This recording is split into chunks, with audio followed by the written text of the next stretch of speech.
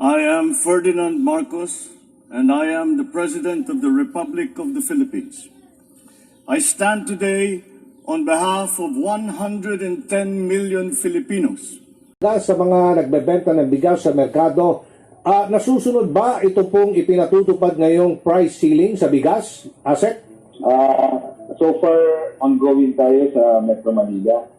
So, yung utos sa atin ni Secretary ngayon, on the first day is monitoring and information campaign. At the same time, validation ng mga reported na mga problema ng mga retailers. Opo. Para kasunod din yung plano ng Presidente na magbigay ng financial assistance sa mga retailers.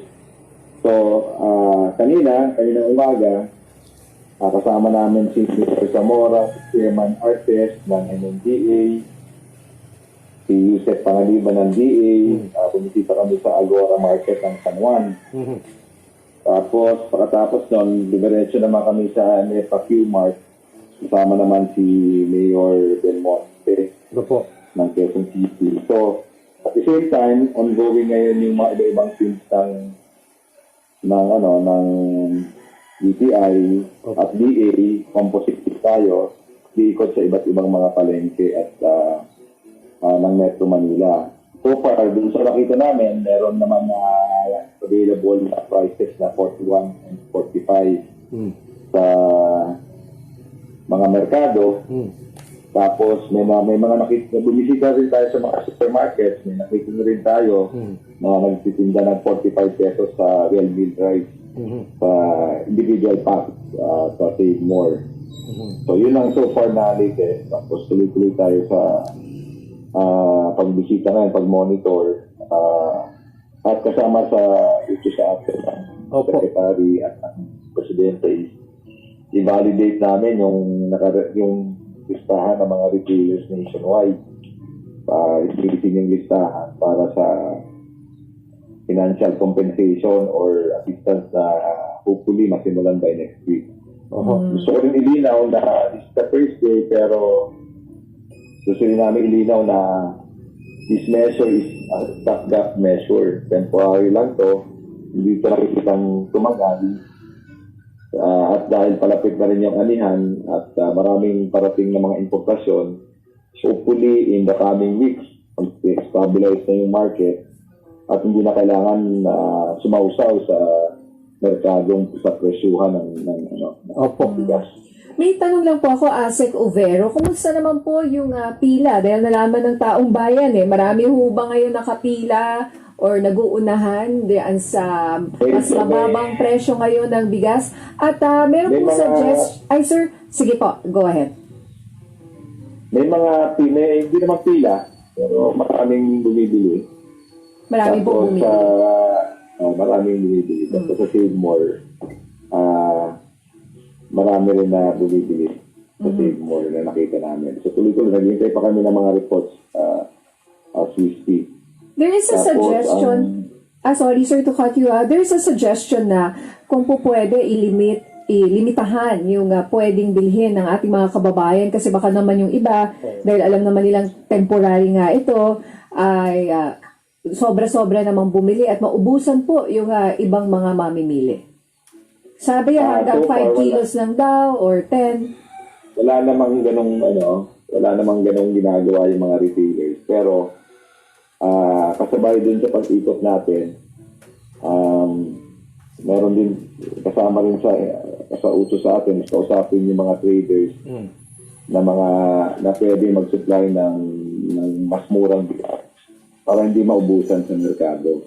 So, kasama yun sa ating mga ginagawa. Opo, Asek, may tanong ko lang. Ano pong proseso dito po sa pagbibigay ng financial assistance? Paano po ninyo ma-verify ang inyo pong listahan kung legit ba or hindi? Paulit-ulit itong mga retailers. Meron naman listahan ng mga registered retailers, price retailers ang DA. Opo. So, kailangan natin i-verify on the ground, yung DA, sino yung nandiyan pa at sino yung wala. Katuwang natin yung mga LGUs dito sa Metro Manila, katuwang natin yung mga mayors at yung mga market masters para ma-verify yung mga legitimate na mga retailers. Opo. Okay. Medyo matrabaho pero overtime yung mga tao natin. All hands on deck tayo ngayon. Alright. Yung option daw kasi, kung hindi makasunod sa price ceiling ang mga retailers, magsara sila ngayong araw. Opo. Ano po ang inyong, kumusta ang monitoring ninyo dyan? So far, wala namang ganun report na nagsara. Again, inintay namin yung sa ibang mga palengke kasi hindi naman ganun karamihan yung tao natin. Pero sa ngayon, monitoring talaga at information dissemination ang tutok natin. Hindi pa naman tayo nag-higpit sa mga retailers. Ma'am, kumusta po itong unang araw ng rise price ceiling, yung inyong implementasyon dyan? So, kanina nga po, nag-ikot kami sa ilang mga public markets at mukha naman pong sumunod naman po ang ating mga retailers. Mukhang makikipagtulungan naman po sila. Okay. So, lahat ho ba nagbebenta sa ganitong presyo? Kasi kahapon may mga nagsasabi po na magsasara na lang daw sila at hindi na lang muna raw sila magbebenta dahil lugi. So far, sa mga nakita natin kanina, sa mga naikutan natin, meron naman po at talaga naman pong bukas naman po ang ating mga retailers. Umikot po tayo dyan sa May San Juan at wala naman po kaming nakita na nakasarang retailer. At naka-display naman po talaga na nagbebenta sila ng regular milled at 41 pesos at well milled at 45 pesos po. Okay. So ma'am, yung nakikita nyo po kanina, maganda naman yung itsura kasi sabi, baka yung iba daw, di ba, magkaroon sila haluan nila or lagyan ng paghaluin yung maganda at hindi magandang klase ng bigas. Yan po yung isa sa mga pinapangamba na ating mga kababayan dahil napipilitan nga raw magbenta sa paluging presyo ang ating mga retailers. Kumusta po yung quality naman po nung bigas? Sabi rin nung kausap ko kanina, kahit daw may 41 or 45 pesos, hindi naman daw magandang klase yung nakikita nila. Naiintindihan po natin yung nararamdaman at pananaw ng ating mga consumers. Ngayon po, meron po tayong mga monitoring team at sa mga retailers po natin. So yung monitoring team po natin, meron po diyang kasamang mga experts po na galing po ng DA para alam po talaga nila na ito po yung tamang regular milled, ito rin po ang tamang well milled para po sigurado po tayo na hindi rin po madadaya ang ating mga consumers. Opo. Ma'am, good morning. This is Aljo Bendijo. Ang gobyerno po ay mag-allocate ng 2 bilyong piso. Ito'y ayuda sa mga malulugi mga retailers dahil po sa pagpapatupad nitong price ceiling. So, idadaan po ito, siyempre, manggagaling sa DBM through DA. Paano po proseso niyan, ma'am, ng ayuda from DA, Actually Department of po, Agriculture? on the part of DA po, makikipagtulungan po ang DA kasama ng DTI sa pagbibigay po ng listahan, pagbuo po ng listahan ng mga affected retailers. Ang mamumuno po at maglilid po sa pagbibigay ng ating ayuda or financial assistance sa ating mga affected retailers ay ang DSWD po. Okay, sa DSWD pala manggagaling po yung ayuda. Yes po. Okay. Opo. Bali, ang manggagaling po sa DA, yung listahan po ng ating mga affected retailers po. Makikipag-coordinate po tayo sa DTI po. Okay, naitanong ko na rin to kanina sa DTI. Paano po natin ma-verify na talagang sila ay legitimate na retailer at nalulugi talaga at hindi po paulit-ulit silang nagpapalista? Ang napag-usapan po sa ngayon, makikipag-ugnayan rin po tayo sa ating mga accredited associations ng retailers po. Okay. On the part of DA, yun po ang aming proseso sa ngayon. And yun nga po, kami po ay closely working with DTI to verify these retailers po. Ma'am, sabi nyo nga po malapit na ang anihan. At paano po makaka-apekto itong price ceiling sa ating mga magsasaka? Kasi yun nga po ang concern ng mga kababayan rin natin, no? Kasi ang pinakakawawa po dito yung ating mga farmers. Dahil kung merong hong price ceiling na ganyan, mapipilitan silang ibenta yung kanila mga palay ng murang-mura. Kawawa naman po yung ating mga farmers. Opo. Ang bill po, patuloy po tayong nabibigay po ng intervention sa ating pong farmers. Siyempre po, priority po natin lagi ang farmers, ma'am, no, sir. Okay. And sa ngayon, marami naman po tayong mga programa sa DA na makakatulong sa kanila sa pagbaba ng kanilang cost talaga. Mga magkano po nila ibebenta ngayon yan pagka nagkaroon na ng anihan? Sorry, ma'am. To clarify po, Yes, ma'am. Magkano po? Yes, ma'am. Go ahead. yes po. Yeah. Sorry po, medyo naputol po, ma'am.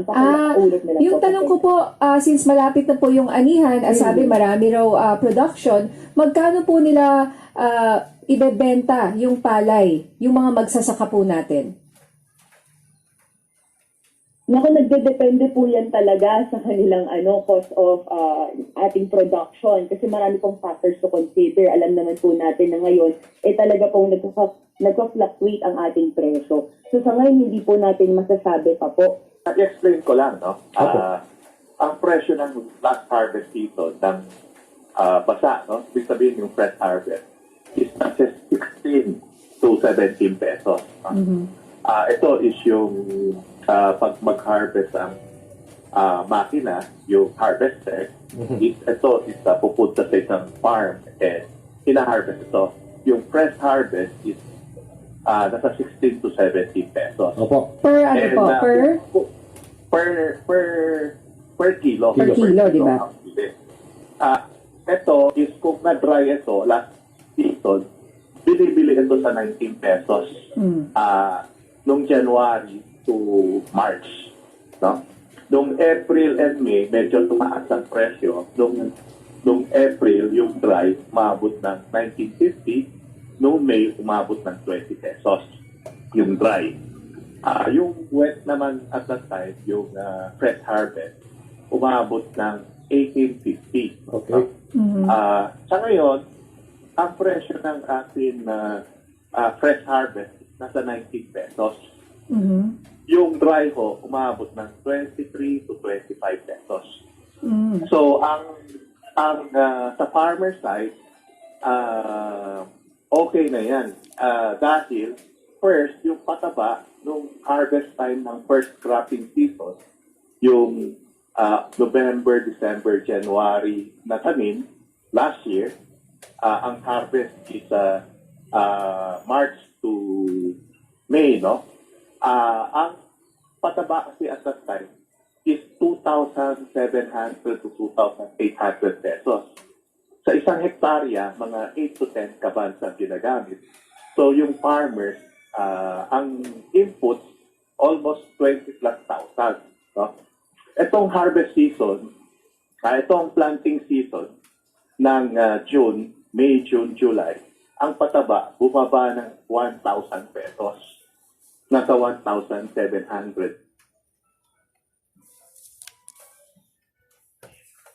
1,600 to 1,700. So, ibig sabihin, sa isang hektarya, kung 8 bags yan, nasa 12 to 13,000. Bumaba ng almost 10,000 ang puhunan ng magsasaka dun sa cost ng pataba. No?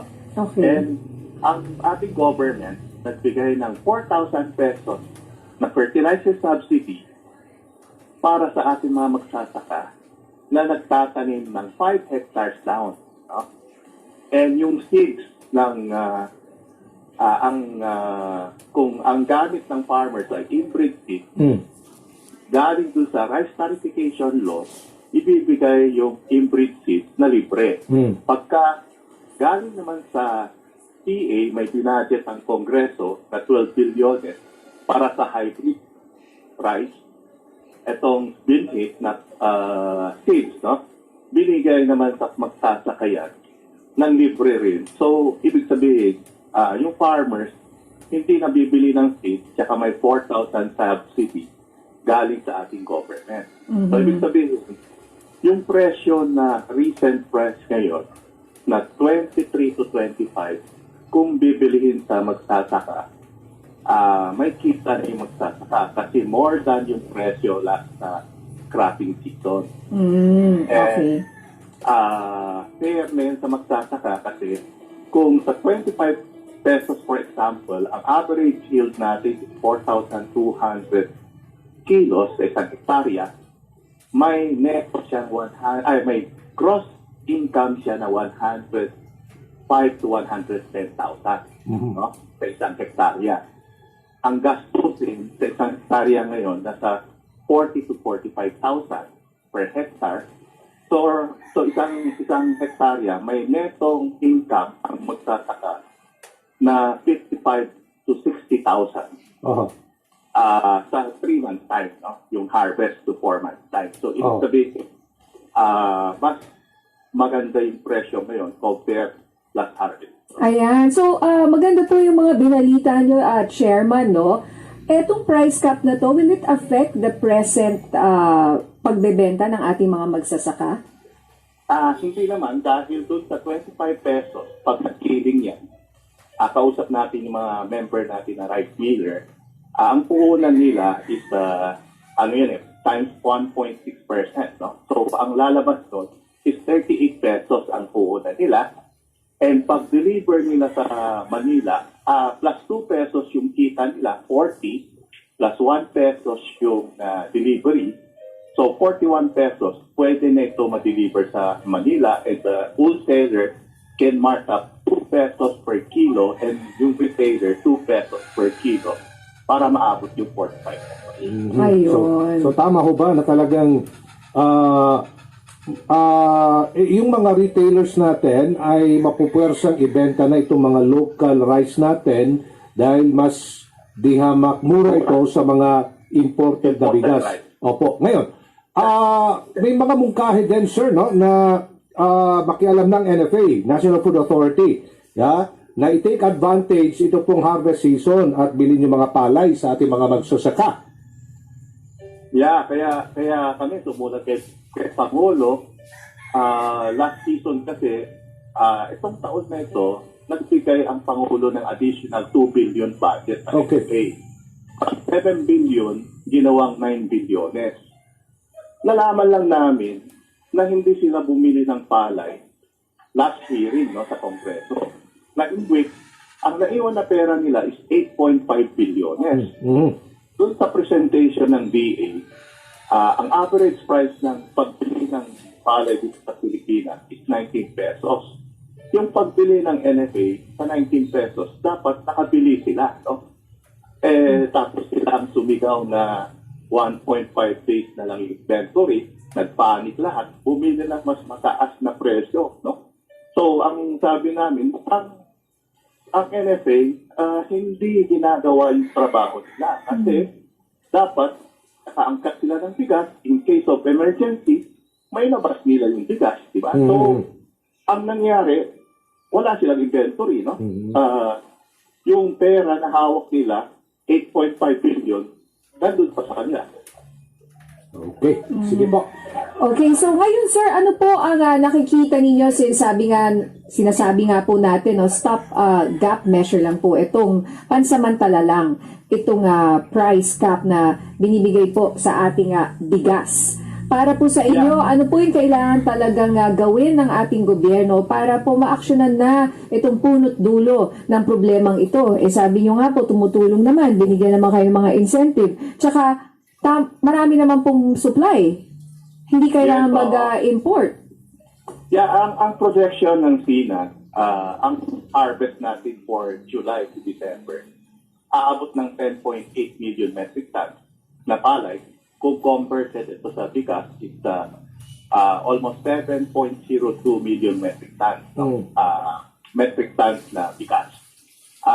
In which, yung projection din ng ni Yusek Mercy Tumbilya doon sa Kongreso is almost the same sa projection namin. Ibig sabihin, maski hindi tayo mag-import mula ngayon hanggang December, may 64 days tayo sa amin, ang computation namin, 65 days ang maiiwan sa December 2023. Ibig sabihin, aabot tayo ng March, maski hindi tayo mag-report. Na ang DA, ang projection nila, 4 days, so parang pareho lang sa projection natin, na aabot pa rin ng March, yung stocks natin, maski hindi tayo mag-angkat. Okay.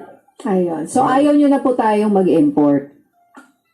Yes, enough na yon kasi ang gagawin lang dapat ng TA is yung nagtanim ngayon, nag-harvest, mag-umpisa na magtanim para at least yung October, November planting, mag-harvest ng March, Opo. February, March. Yung local palay pa rin ang bilihin and magiging bigas and enough ang ating local supply. Lalo na ngayon, ang world market price mataas, hindi na natin aasahan yung importation sa local production na.